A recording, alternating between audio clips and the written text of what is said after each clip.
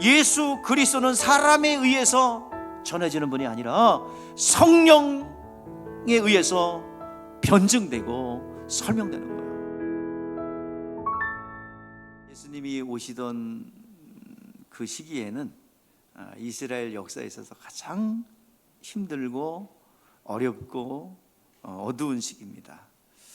아모스 선지자가 예언했듯이 가라는 시대가 올 것이다. 물이 없어 양식이 없어 주림이 아니라, 물이 없어 가람이 아니라 여호와의 말씀을 듣지 못하는 영적 기갈이 올 것이다 라는 예언을 했듯이 이제 이스라엘 백성들에게는 그 하나님의 말씀이 단절된 갈급한 시기가 있었어요. 헬라가 멸망을 하고 좀 해방되다 싶었더니 또다시 로마가 지배합니다. 로마가 지배하면서 그들은 아주 폭정을 했어요. 강권 통치를 했습니다. 신앙적으로도 손상을 받을 뿐만 아니라 물질적으로 착취를 당했어요. 또 200년 동안의 그 기간 동안 로마의 지배를 받습니다. 이 기간을 영적 암흑기라고 그래요. 구약과 신약의 중간에 꼈다 그래서 신구약 중간기가 약 400년 동안 있습니다. 그 시간에 영적 암흑기인 이유는 하나님이 말씀을 선지자를 통해서 주셔야 되는데 말라기 선지자를 마지막으로 더 이상 선지자가 없어요. 하나님의 음성을 듣고 싶어도 못 들어요. 그러니까 하나님의 선지자가 있을 때는 어떻게 어려워도 선지자의 말을 듣고 이렇게 끌어왔어요. 근데 선지자가 없어요. 하나님 말씀이 없어요. 너무너무 힘든 것입니다. 그러니까 사람들이 자칭 선지자라는 사람들이 나와요. 내가 하나님의 뜻을 전하는 것이다 라고 자칭 선지자가 나옵니다. 그들이 유대교들이에요. 정말 피폐하고 영적으로 갈급한 그 시대가 신구약 중간기 400년입니다. 사람들은 기다립니다. 언제 그 나라가 회복될 것인가? 언제 그 다윗 왕 같은 그 지도자가 일어나 이 압제에서 우리를 해방해 줄까? 이스라엘 나라가 회복됨이 언제입니까? 성전을 세우고 신앙개혁운동을 했는데도 이스라엘 나라는 세워지지 않습니다. 이스라엘 나라 회복됨이 언제입니까? 오매분랑 기다리는 거예요. 그 시대를 400년 동안 이 헬라와 로마의 지배를 받았으니 지칠 대로 지쳤죠. 세례 요한이 등장하고 예수님의 오실 시대를 가장 힘든 시기예요. 그리고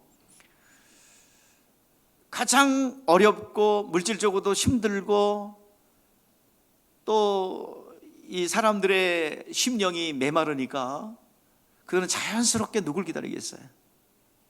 그 오실 그분, 그 빛을 기다렸죠. 근데 예수님께서 그 가장 어둡고 춥고 힘든 그 시기에 오셨어요. 선지자도 없어요. 로마의 학대를 받아요. 신앙적으로 압제받아요. 제한받아요. 그리고 로마가 그 세금으로 다 걷어다가 탈탈 털렸어요. 물질적으로도 어려워요. 그러니까 사람들의 마음속에는 너무나도 그 메시아를 기다리고 있었어요. 열망했어요. 인류가 가장 메시아를 요구하는 열정이 극에 딱 달했고 가장 가난하고 가장 어둡고 추운 그 새벽과 같은 그 시간에 예수님께서 오신 거예요. 그 예수님 오시기 전에 6개월 먼저 누가 왔어요? 세례 요한이 와서 주의 오실 길을 예비한 것입니다. 400년의 침묵을 깨고 세례 요한이 명문과 가정에서 탄생합니다. 그 아버지가 누구냐면 제사장 가정인 사가랴요. 또 그 어머니는 제사장 가문 출신인 엘리사벳이에요.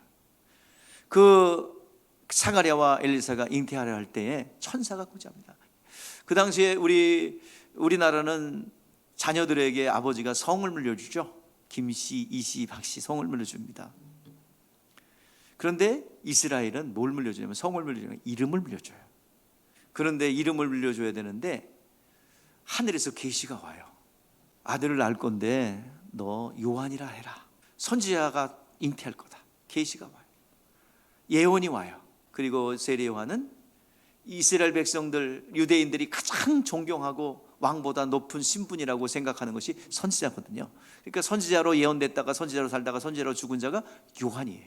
얼마나 사람들에게 주목과 관심을 받았는지 태어나자마자 사람들이 막 관심을 갖고 모여듭니다. 세례 요한이 30세가 되었을 때 드디어 입을 열기 시작합니다. 회개하라, 천국이 가까웠느니라. 너의 모든 의로움을 내려놓고 네가 죄인인 것을 인정하고 예수 그리스도를 바라봐라. 너의 그 길에서 돌이켜라. 회개하라. 외칩니다. 그 소문이 퍼지자 사람들은 그 소리 듣기 위하여 이 세례 요한에게 세례받기 위하여 광야로 사람들이 구름대처럼 몰려갑니다. 사람들은 세례 요한을 빛으로 봤어요. 많은 사람들은 세례 요한을 무시할 수가 없어요. 그들의 마음속에는 세례 요한으로 꽉 차 있습니다. 자, 그런데 거기에 대해서 사도 요한, 오늘 이 요한복음을 기록한 사도 요한이 세례 요한에 대한 평가가 뭡니까? 세례 요한은 빛이 아니라 이 빛에 대해서 증거하러 온 자다라고 정확하게 말씀합니다. 요한에게는 하나 앞에 붙죠. 세례 요한. 뭐 사도 요한과 구별하기 위해서 붙이기도 하지만 왜 세례 요한이라는 이 명사가 붙느냐? 왜 이 세례 요한이 세례자가 붙느냐? 이것은 예수를 세례 주려고 보냄을 받았기 때문이에요. 예수를 세례 줌으로써 숨어있던 저 나사렛 동네에 있었던 예수님을 세상에 드러내는 그 역할을 누가 감당한 거예요? 세례 요한이 감당한 거예요. 그래서 세례 요한이에요. 어떻게 예수님을 그동안 30년 동안 친척으로 지내면서 알아보지 못했던 예수를 어떻게 하나님의 아들로 그는 볼 수 있었는가? 성령이 내려서 누구에든지 임하는 것을 보면 그가 성령으로 세례 줄 것을 알게 하셨기에 요한이 보고 그가 하나님의 아들이심을 증거했다 그랬어요.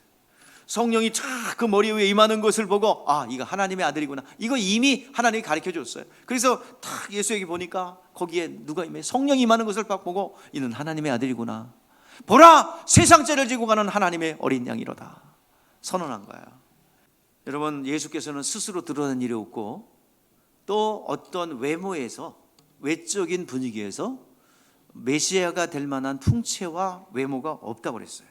자기를 보여주지 않았어요. 다만 예수를 알게 한 이는 누구시냐? 성령이십니다. 여러분, 예수를 전한다고 막 세상의 학문이나 창조과학이나 어떤 그 변증학이나 여러분들 막 언변이나 논리학 이런 철학 가지고 예수를 알거나 전할 수도 없어요. 알 수도 없어요. 공부를 많이 하고 최고의 학부를 나와도 하나님이 열어주지 않으면 성령이 아니고서는 예수를 믿을 수가 없습니다. 어떤 지식으로도 변증이 안 돼요. 이것을 전하려고 막 애쓰고 과학적 변증을 하려고 예수에 대해서 증거하려고 그러는 사람들 좀 안쓰러워요. 근데요, 간단합니다. 성령이 내주하시면 믿어져요. 예수가 누군지 알아요. 이것을 뭐라 그래요? 하나님이 열어주셔야 아는 것을 뭐라 그래요? 좀 똑똑한 말 합시다. 계시라고 그럽니다. 계시가 뭐 별다른 게 아니에요. 어려운 말 아니에요. 하나님이 열어서 알게 되고 믿어지는 게 계시라고 그럽니다. 하나님이 알려주는 거예요. 여러분, 성령이 아니고서는 예수를 주라 시인할 수 없습니다. 성령께서 깨닫게 해주셔야 하는 것입니다. 예수 그리스도는 사람에 의해서 전해지는 분이 아니라 성령에 의해서 변증되고 설명되는 거예요. 그런데요, 유대인들은 예수님을 몰랐는데 귀신들은 예수님을 알아보더라고요. 마가복음 1장 23절 24절에 보니까 당신이 누구인 줄 아노니 하나님의 거룩한 자니이다. 야, 귀신아, 너 참 똑똑하구나. 영적으로 깨어있구나. 귀신아, 너희도 나를 어떻게 알았니? 라고 칭찬했습니까? 무시해버렸죠. 마가복음 1장 34절에 보니까 예수께서 각색 병든 많은 사람을 고치시며 많은 귀신을 내어 쫓으시되 귀신들이 자기를 알므로 그 말하는 것을 허락지 않았어요. 사람들의 증거도 허락지 않았어요. 성령 받지 않은 사람들의 증거도 허락지 않았어요. 그런 하물며 귀신들의 증거를 하나님 허락하겠어요? 무시해버리고 축출해버리는 거예요. 예수를 아는 것, 그리고 믿음이 성장하는 이것저것 많이 찾아다니고 많이 배우고 많은 것을 얻는다고 예수를 아는 게 아니에요. 간단합니다. 성령 받으세요. 성령 받으시면 예수를 알게 됩니다. 종교심으로 또 우리가 하나님을 알 수가 없어요. 예수 안에 들어와서 과거에 우상을 섬기듯이 그렇게 섬긴다고 예수를 아는 게 아니에요. 우리 안에는 뭐가 있냐면 종교심이 있고 신비적인 신앙과 그리고 미신의 DNA가 딱 자리 잡고 있어요. 우리 안에 있어요. 그래가지고요, 이것이 때만 되면 딱 종교심과 미신과 그리고 신비주의 요소가 쫙 일어나거든요. 바울이 루스트라라는 곳에 갔어요.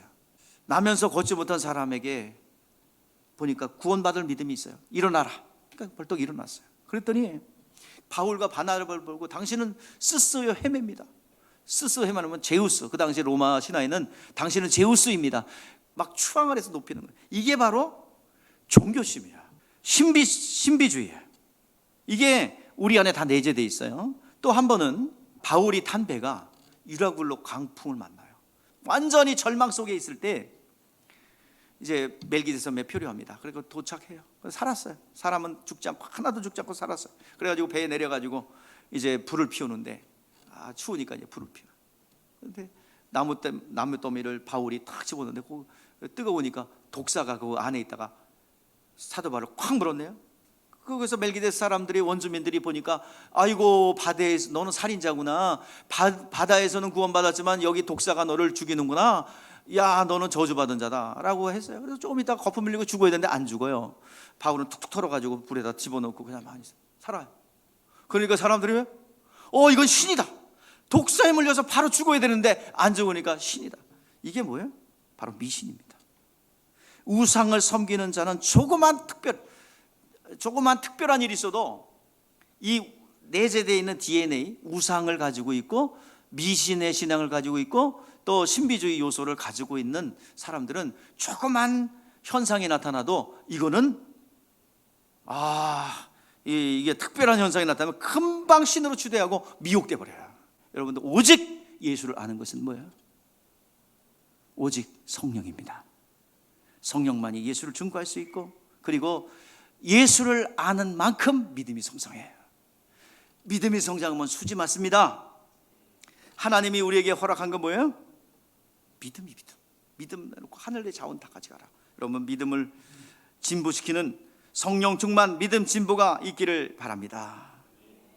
우리가 예수를 아는 것도 성령, 예수를 전한 것도 성령, 그리고 성령의 감동에 의해서 가능합니다. 예수님의 제자들도 성령 받기 전에는요 예수가 하나님 되심을 나타내도 몰랐어요. 예수와 함께 한 번은 이제 그 배를 타고 건너편으로 마을 가는데 광풍이 막 일어나요. 배가 뒤집힐 정도로 일었어요. 제자들이 두려워서 예수님 우리가 죽게 되었습니다. 믿음이 없는 자여 왜 두려워하느냐. 그리고 바람과 바다를 향해 꾸짖습니다. 바람아 바다야 잔잔하라. 선포하니까 잔잔해졌어요. 고요해졌어요. 그런데 뭐라 그래요? 이적을 보고도 하나님 대신을 발견하지 못하고 저가 누시기에 바람도 바다도 잔잔해야 되는가 순종하는 거. 또 성령의 감동이 없으니 알지 못하는 것입니다. 예수님께서 귀신을 쫓아냈어요. 영적 세력을 제압했습니다. 자 이게 어찌미나 권위 있는 새 교훈이로다. 하나님 되심을 고백하지 못해요. 왜? 성령이 깨닫게 하지 못했기 때문에 예수를 바라보면서 이게 어찌된 일이냐. 권세 있는 새 교훈이로다. 여러분들 이스라엘은 선민의식을 가지고 있습니다. 이방인들이 구원받으리라는 생각을 못했어요. 그러나 이방인이라 할지라도 성령이 임하니까 구원받고 하나님의 자녀가 되는 거예요. 고넬료라는 사람이 있었습니다. 백부장이에요. 그 로마 군대 백부장입니다. 아달리아대 부대의 백부장이에요. 100명의 부하를 가진 장교입니다. 그가 유대교를 믿었기에 율법을 지켜서 구제하고 선교하며 백성들을 도와줬어요. 그것이 상달되어서 이제 구원을 주는데, 고넬료야, 너는 요바로 가서 베드로, 시몬 베드로를 청빙하라. 그래가지고 그에게 말씀을 들어라. 그래가지고 베드로가 와서 말씀을 전하는 중에 성령이 거기 떨어졌어요. 이방인이라 할지라도 성령 받으니까 예수 믿게 되고 구원받더라, 이 말이에요. 이게 충격이죠. 그래서 이방인 선교가 시작된 것입니다. 여러분, 오늘 여러분들에게 부탁하고자 하는 것은, 이 성령을 받아서 예수를 믿게 되면 하나님의 자녀가 되는 권세를 주셨죠. 여러분, 예수 믿고 이제 성령 받으면, 예수를 알게 되면 모든 문제가 해결됩니다. 성령 충만하게 받으셔서 예수를 알고 믿음의 진보가 있어서 하늘의 자원을 내 것으로 사용하는 여러분 되시길 주의 이름으로 축복합니다. 기도하겠습니다.